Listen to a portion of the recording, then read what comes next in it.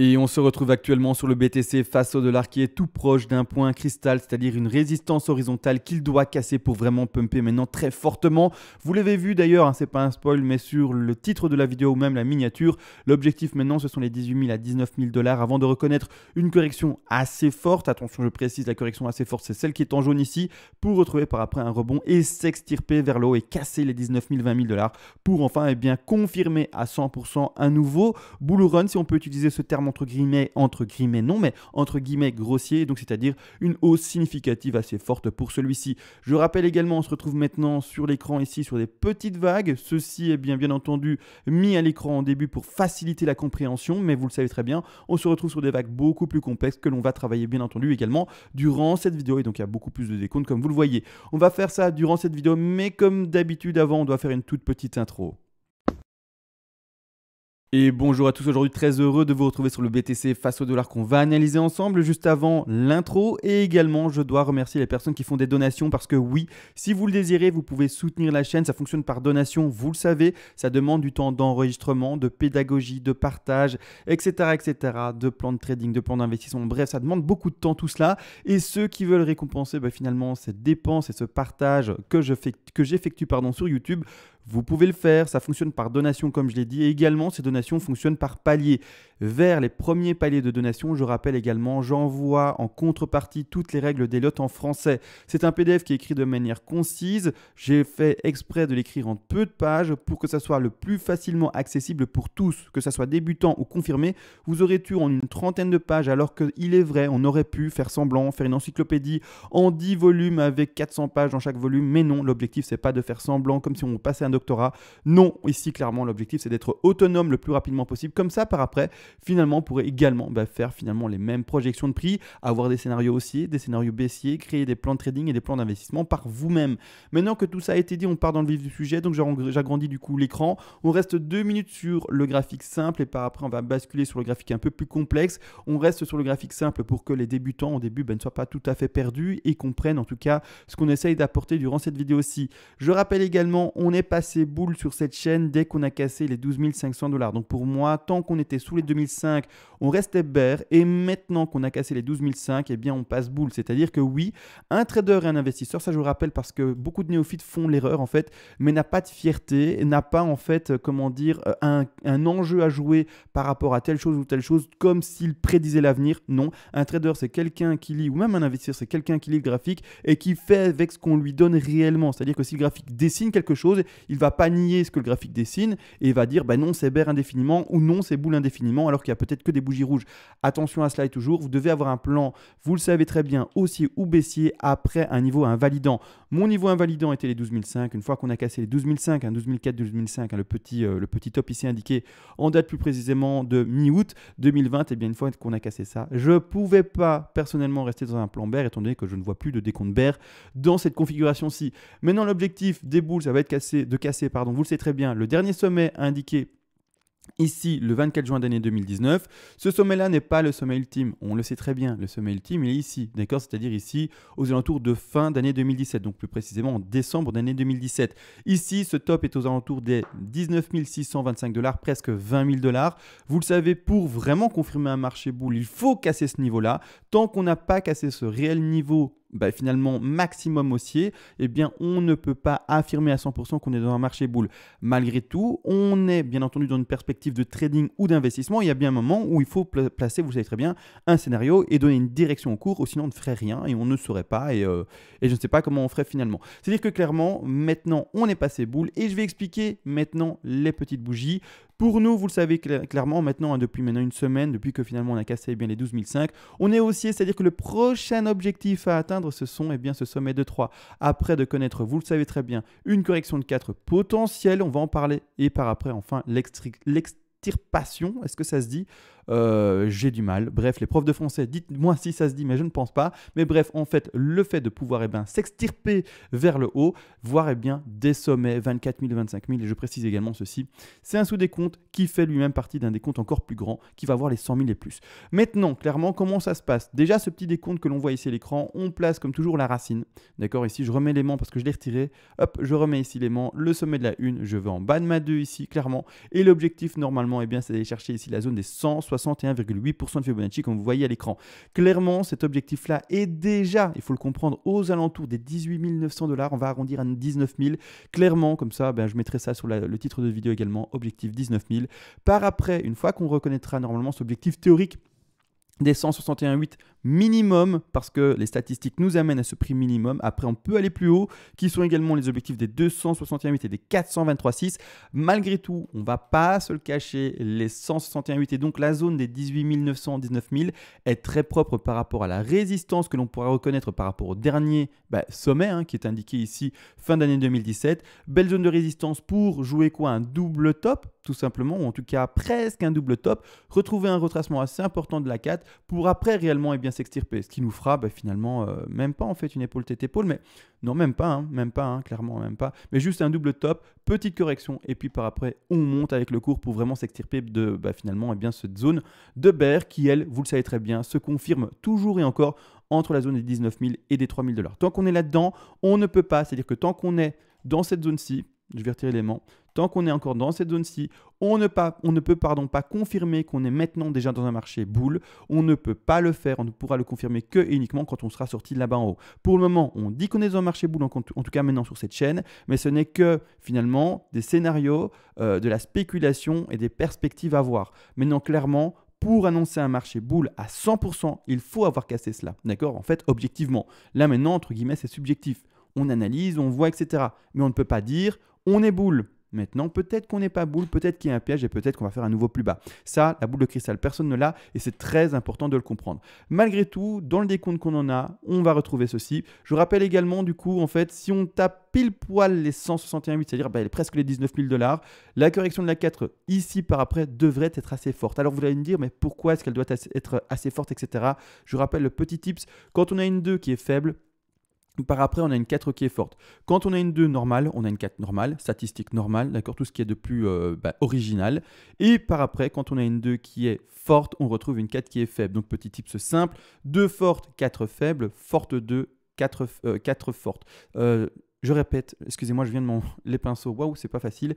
Faible 2, forte 4, forte 2, faible 4. Ça y est, c'est plus simple. C'est-à-dire qu'on regarde tout de même, je rappelle pour les nouveaux sur la chaîne, on a bel et bien fait une 2, mais tout à fait dérisoire, toute petite. C'est-à-dire qu'ici, on voit bel et bien le retracement de 2 qui a été cherché avec sa profondeur de figure, à peine 23,6, 38,2 et le bas de la 2 réelle, elle s'est même pas terminée finalement à 23,6. Donc une 2 toute petite, minuscule. Donc on va vraiment tabler bien sur une 4 qui est le forte, c'est-à-dire on va quand même remontrer du coup dans les statistiques rapidement. Ici, on va dans les stats de la 4, objectif de 4. Ici, clairement, vous le savez, on a 15% de probabilité de corriger entre les 24 et les 30%. On a par après 60% de probabilité de corriger entre, vous le savez très bien, les 30 et les 50. Et par après, on n'a plus que 15% de corriger plus bas, c'est-à-dire entre les 50 et les 61,8. Ici, clairement, il faut comprendre que d'ailleurs, dans cette expression-ci, la plupart du temps, je vous le dis tout de même, c'est les 38,2 qu'on retrouve. Ici, j'ai mis 30. Il faudrait qu'un jour, je reprenne mon PDF et qu'au lieu de mettre les 30 et les 50, je réécrive 38,2. Vraiment. Un jour, je vais le faire. Un jour, je vais le faire. Mais c'est pas grave. Un jour, je vais le faire. Mais peu importe. Ici, clairement, c'est-à-dire qu'il faut comprendre une chose. C'est qu'on ne va pas privilégier les retracements faibles. Donc, les retracements faibles, ce sont quoi? Les 23,6, les 38,2. On va plutôt privilégier les 50+.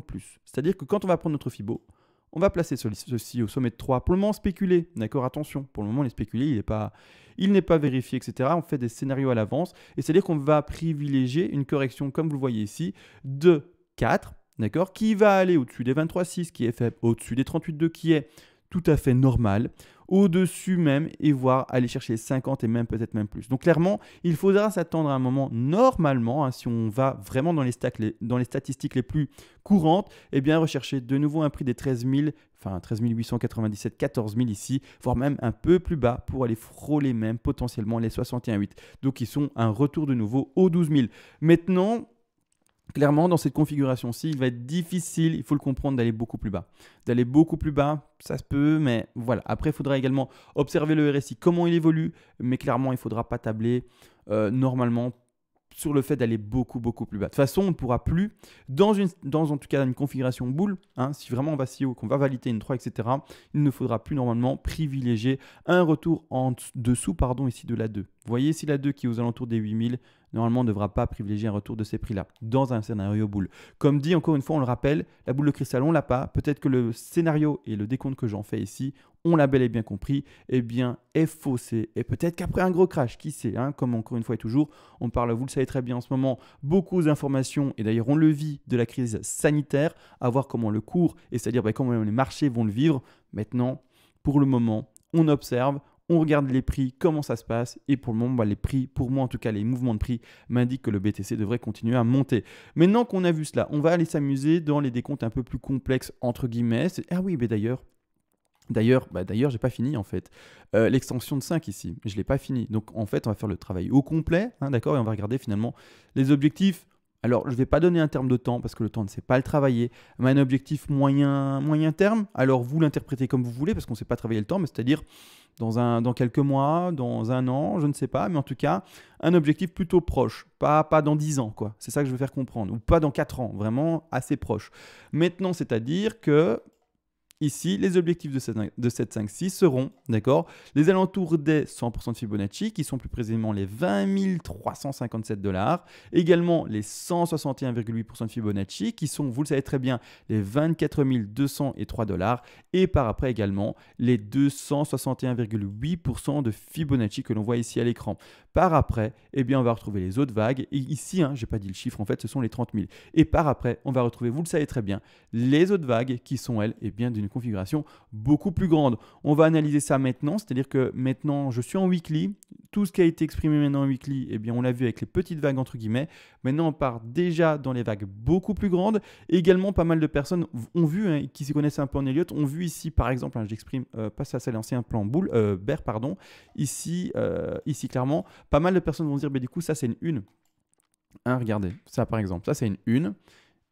Il y a pas mal de personnes là, parce qu'ils ne voient pas tout mon plan, là on n'a que quelques petites vagues, et vont se dire, du coup, ok, là en fait, tu as du coup le sous-décompte d'une énorme 1, et tu pourrais retrouver une 2, puis 3, 4 et 5. Non. Non, pourquoi alors pourquoi? Tout simplement parce qu'en fait, quand on regarde le décompte réel, en prenant tout le reste en compte, en fait, je suis déjà, maintenant en fait, non pas dans une grande 1, mais dans une 2 vers une 3, ici en rose, d'accord? J'essaye de la mettre visiblement ici, dans une 2 vers une 3 pour retrouver une correction de 4.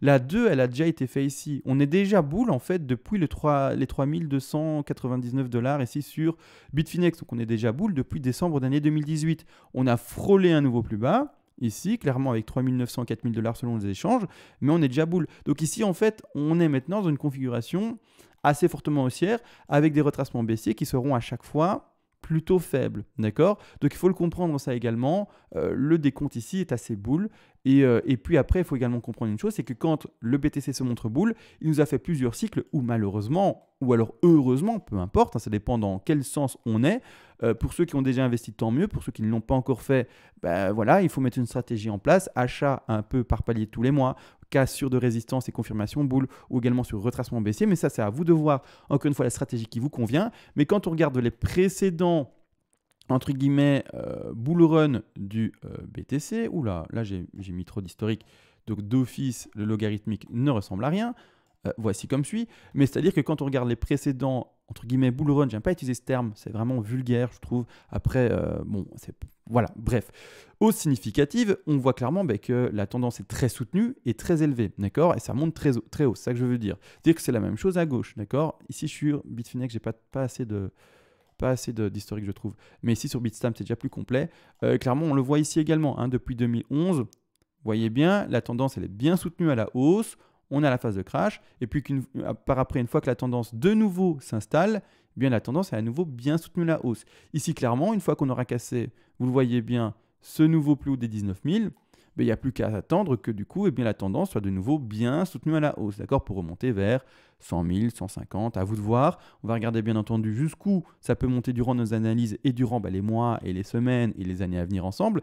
Mais clairement, il faut comprendre, ici, une fois que la hausse commence, normalement, c'est une hausse bien soutenue, fortement soutenue. D'accord? Donc ça, encore une fois, il faut en avoir conscience. Maintenant que ça a été vu en logarithmique, etc., pour montrer pourquoi est-ce qu'en fait, dans un plan boule pareil, les corrections sont plutôt faibles et non pas fortes. Maintenant, on va quand même zoomer. On va quand même zoomer, je suis en weekly, c'est vraiment trop grand, je vais passer en daily. Hop, en daily ici, clairement. Alors en daily, pour le moment, je ne vois toujours pas de réelle divergence baissière. C'est-à-dire que pour le moment, on indique, regardez bien, attention, je parle de quoi? Je parle de cette portion-là. Hein, je parle de cette portion-là. Je ne parle pas de ceci. Pour le moment, on attend, d'accord? Pour le moment, on attend que ceci monte encore un peu. Il annule la divergence baissière une fois qu'il aura juste fait un peu plus haut et puis ça sera fini, d'accord? Donc attention, quand je parle de cette section-ci en bas à droite, pas par rapport à la gauche, d'accord? Attention. Dans la section ici que je viens d'entourer du coup en grand, pour le moment, le RSI ne fait en daily que des plus hauts et sur le court également, il ne fait que des plus hauts, d'accord? Donc je ne lis pas de divergence pour le moment. Donc je ne valide toujours pas mon sommet de 3 en bleu. Pour valider ce sommet de 3 en bleu, il me faudra au moins une sous-divergence en daily, j'imagine. Clairement, après avoir avec la 3, peut-être que ça sera en weekly. Je regarderai également en fait comment ça se construit.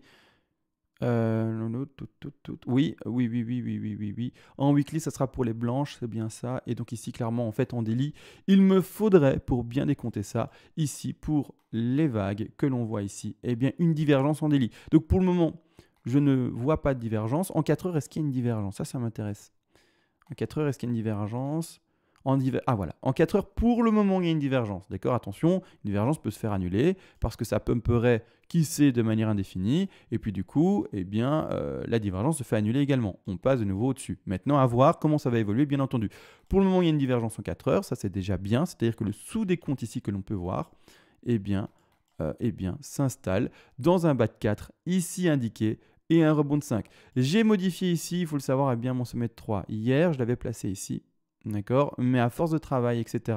Et surtout avec la pluie en fait du RSI, on fait un nouveau plus haut sur le RSI en fait à partir du 21 octobre en 4 heures. Clairement, j'ai du mal à valider un sommet de 3 sur un plus haut qui n'est pas réellement le plus haut finalement par rapport au RSI en 4 heures. Donc ici, clairement, je vais bien modifier cette 3 là, la placer.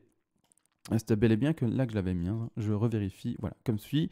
Ici, clairement, et par après, enfin, l'extirpation, ça se dit toujours pas, mais le fait de s'extirper, d'accord, eh bien, vers le haut. C'est-à-dire que nos objectifs ici sont encore maintenant haussiers, c'est-à-dire qu'on s'attendra, eh bien, normalement, au moins au prix.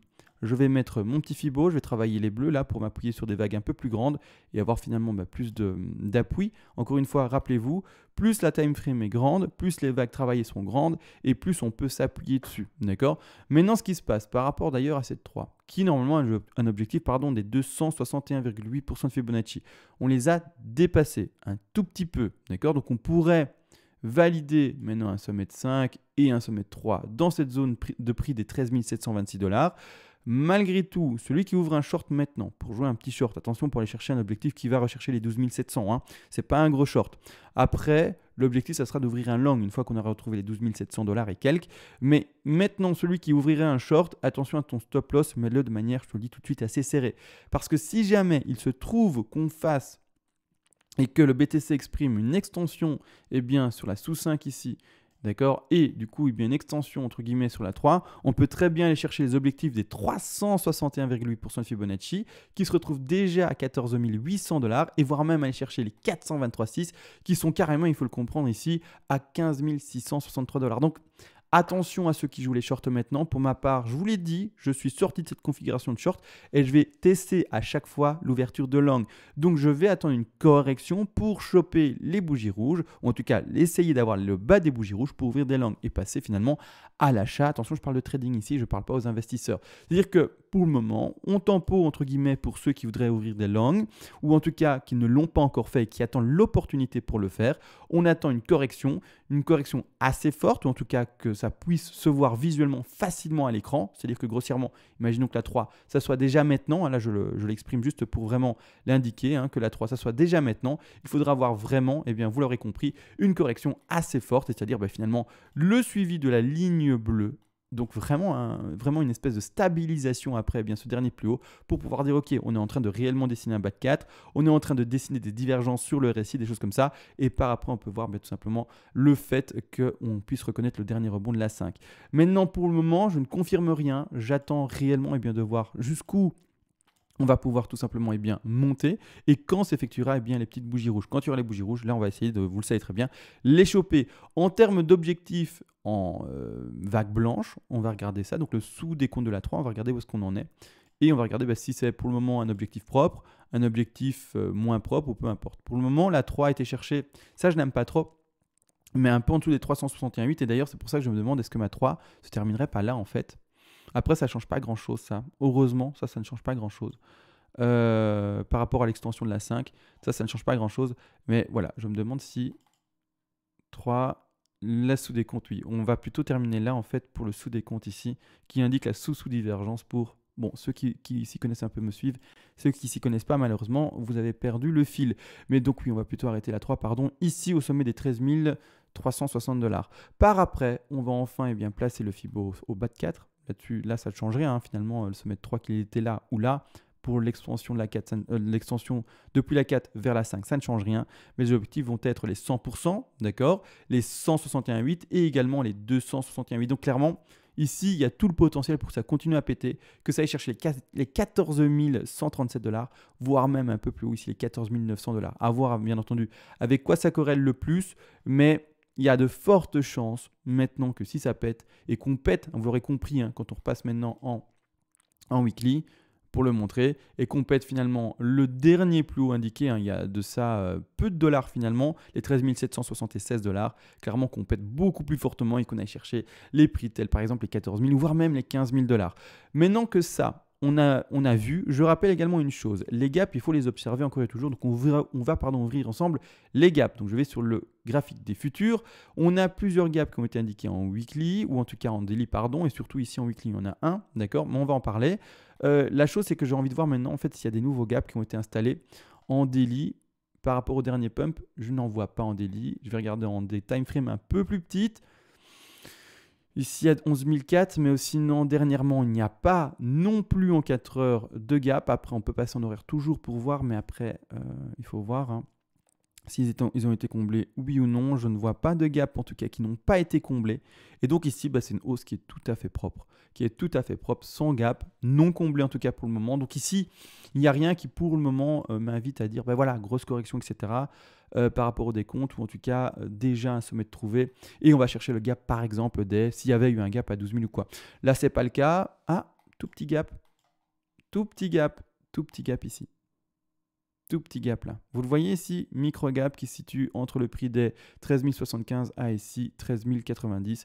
Gap à aller rechercher à un moment. C'est-à-dire, à un moment, on va recorriger, retrouver ce niveau de prix et remonter. Et après, retrouver bien normalement ce niveau de support. Maintenant, comme je vous le dis, on s'attend normalement à chaque fois, malheureusement, pour ceux qui sont encore bears, à de faibles corrections, d'accord. Et pour ceux qui sont bulls, à tant mieux, beaucoup de bougies vertes normalement. Je rappelle également pour les investisseurs, il y a différents profils d'investissement. C'est important de le rappeler. Je pense que le message n'est pas encore passé dans la vidéo précédente où j'ai pris beaucoup de temps pour en parler, mais c'est important et pas se voiler la face. Il y a 3 styles d'investissement majeurs, en tout cas qui sont les plus connus. C'est l'investissement par palier de temps. Là, c'est pas compliqué. Vous vous dites, je ne sais pas lire l'avenir et j'ai pas en fait ce petit profil de trader, ou en tout cas cette approche à essayer de lire le graphique, à essayer d'interpréter son mouvement et donc c'est-à-dire également lire bien la direction possible du BTC.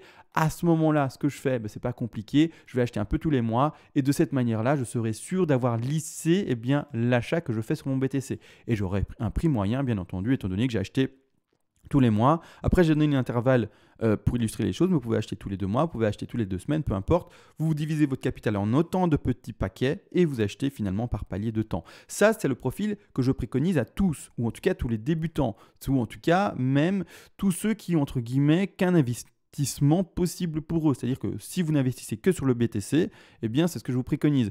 Au contraire que si vous avez un investissement en immobilier, vous avez des rapports, je ne sais pas, plusieurs immeubles de rapport ou des choses comme ça, vous avez un investissement sur telle ou telle chose, je ne sais pas, plein de choses, vous pouvez avoir des investissements sur des assurances de je ne sais quoi, etc. Enfin bref, vous faites ce que vous voulez, d'accord. Mais si par exemple vous n'avez qu'un seul investissement et que c'est par exemple que le BTC, je vous invite juste à vraiment avoir la stratégie la plus simple. Si au contraire vous êtes un peu plus joueur, et là il n'y a pas de problème avec ça, vous pouvez commencer à rentrer des stratégies plus simples, pas plus simples du coup, mais un peu plus complexes. La suivante, un peu plus complexe, c'est acheter seulement quand on a finalement des validations bullish, c'est-à-dire quand on casse des résistances horizontales ou obliques, ou également qu'on a des niveaux qui sont validés par des niveaux Ishimoku, ou également des niveaux par exemple de moyenne mobile en Golden Cross, ou d'autres indicateurs oscillateurs. Ça c'est vraiment libre à vous, mais c'est important de comprendre que là on commence doucement à acheter par palier, par entre guillemets approche de trader, d'accord. Et l'approche la plus finalement risquée, mais c'est celle également qui a peut-être le plus grand ratio de gains par après, mais qui est également le plus de risques, et c'est celle qui est le plus proche, encore une fois, du profil de trader. C'est celle que j'approche le plus souvent en vidéo, étant donné que c'est ce qu'on fait du trading et que du coup j'essaye d'approcher également l'investissement du côté trader. Là, vous le savez très bien, le risque est le plus grand, mais également le ratio potentiel est le plus grand. Mais ça, encore une fois, c'est le revers de la médaille, bien entendu. Et là, c'est acheter seulement et uniquement les bougies rouges. Donc en gros, c'est dire, je ne me fais pas avoir par le FOMO, je n'achète pas les bougies vertes, et je n'achète que les bougies rouges. Donc il y a des personnes qui ont leur plan et qui maintenant attendent encore et toujours, finalement, je vais le dessiner sur un graphique vide, et qui attendent encore et toujours, il faut le comprendre, des bougies rouges. Voilà, que j'ai dessiné ici à droite. D'accord. Et si jamais elles n'arrivent pas, c'est le risque. D'accord. C'est le risque qu'elles prennent. Et donc, comme je le dis, cette manière-là, finalement, d'investissement, je le préconise aux personnes qui s'y connaissent un peu et qui ne vont pas avoir de regrets si jamais c'est le bull run et que ça ne fait que monter. C'est des personnes qui vont dire j'ai joué les risques et il n'y a pas de souci avec ça. C'est pas pour rien que dans toutes mes vidéos, vous pouvez écouter toutes mes vidéos, je le dis, il y a 3 profils et je répète tous. D'accord. Et je les répète dans toutes mes vidéos à chaque fois. Donc attention à vous encore et toujours. Ne vous cachez pas et ne vous méprenez pas sur qui vous êtes. Si vous êtes, entre guillemets, un néophyte, et il faut oser se le dire, je suis un néophyte, c'est vraiment une preuve de maturité. Si vous pouvez également vous dire, eh bien oui, je n'ai qu'un seul investissement, c'est le BTC et quelques cryptos, et que vous n'avez pas des immeubles de rapport, ou je ne sais pas, peu importe les investissements, ça peut être tout et n'importe quoi. Des actions, peu importe, tout et n'importe quoi, mais que vous n'avez que le BTC, eh bien clairement, je vous préconise tout simplement l'achat par palier de temps. Ça, c'est le plus simple et c'est ce qui va finalement sauver également un maximum de monde. Donc maintenant que ça a été reprécisé, je ne vais pas m'arrêter 1000 ans là-dessus, ça ne sert à rien. L'investissement, c'est quelque chose d'assez simple. Il suffit de choisir le profil qui nous correspond et de juste répondre comme un métronome à ça, c'est-à-dire de ne pas déroger à la règle et répondre à cette règle que vous serez imposée. Acheter tous les mois, acheter par cassure de résistance oblique, horizontale, ou également par validation boule selon un oscillateur, peu importe un autre indicateur. Et également, vous l'aurez compris, achat de bougies rouges. Maintenant que tout ça a été dit, on a vu le côté développement Elliott, on a vu le décompte où on attendra également le rebond pour ouvrir un long, c'est-à-dire la grosse correction finalement d'une 4 qui doit être attendue. Tant qu'il n'y a pas cette 4-là, pour moi, je tempo, c'est-à-dire que j'attends. J'attends maintenant en fait quoi ? Une baisse de la 4. J'attends une correction et des bougies assez fortes. Une fois que j'aurai une bougie assez forte et que visuellement ça se lit et ça se voit à l'écran, je passerai à l'achat sur une correction, vous le savez, des alentours des 38,2% de Fibonacci. C'est bien ça. On va regarder. Je vais revérifier en fait si la 2 ici était classique ou pas. La 2, elle est comment ici en fait ? Ça m'intéresse. 2 fortes. 2 fortes, donc on doit tout de même normalement privilégier. D'accord, imaginons que là c'était le sommet de 3. Privilégier quand même un 38,250. D'accord, donc imaginons que là, le top, c'est maintenant, disons que c'est ça, les 13 730, eh bien, le retour de notre fameuse 4 sera privilégié à 38,250, c'est-à-dire quand même reprivilégier les alentours tout de même, des prix des 12 368 $ à même ici 11 934 $. Maintenant, clairement, ouverture de longue potentielle ici. Une fois qu'on retrouvera, vous l'aurez compris, eh bien, ces niveaux de prix. Pour le moment, tant que ça pump. Et donc, on ne voit pas l'ouverture de langue. Et si ça pumpait plus fort, on adapte tout simplement notre Fibo, vous l'avez compris, et la zone finalement d'achat, eh bien, se retrouve déplacée. Et elle se retrouve là-bas plus haut. D'accord ? Donc, attention à ça également. C'est évolutif. On ne prend pas un jour un Fibo et puis on s'en tient indéfiniment. Non, d'accord ? Il faut regarder vraiment, on voit le cours et on replace à chaque fois son Fibo dessus pour retrouver la vraie zone d'achat qui sera indiquée par la zone des 38,2-50% de Fibonacci. Maintenant, je pense que tout a été dit. On ne va pas aller dans les décomptes extrêmes, c'est-à-dire dans les décomptes qui vont voir plus grand, etc. Ça, on a déjà fait dans la vidéo d'hier, il me semble. Je pense que de toute façon, c'est assez complet. On va attendre finalement la cassure horizontale. Clairement, on l'espère tous. En tout cas, tous ceux qui ont déjà un investissement et qui sont déjà rentrés dans le marché, eh bien, on espère tous clairement que ça le casse et que ça pump mais non-stop. Hein. Si ça pouvait pumper non-stop, ce serait magnifique. Malheureusement, rappelez-vous, ce n'est pas le cas. On ne monte jamais qu'avec une seule tendance, on monte également avec une tendance inverse.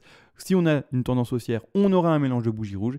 Et si on a une tendance qui est baissière, on aura un mélange avec des bougies vertes. D'accord. Attention à ça encore toujours, ne pensez pas que ça ne fait que monter d'une seule façon. Ça rattrape pratiquement toujours son prix d'avant. C'est-à-dire que vous voyez bien, il y a eu le bull run d'avant, hein, jusqu'à 19 000. On est bel et bien redescendu jusqu'à presque 3 000 $. Donc on rattrape souvent fortement le mouvement précédent. Maintenant que ça a été dit, que ça a été vu, malgré tout, je pense que j'ai fait le tour. Je vais vraiment vous laisser. Je vous souhaite à tous une bonne nuit parce que j'enregistre assez tard, j'enregistre vers 22 h comme vous pouvez voir ici sur mon PC. Et donc je vous souhaite à tous finalement une bonne nuit et à demain. Ciao.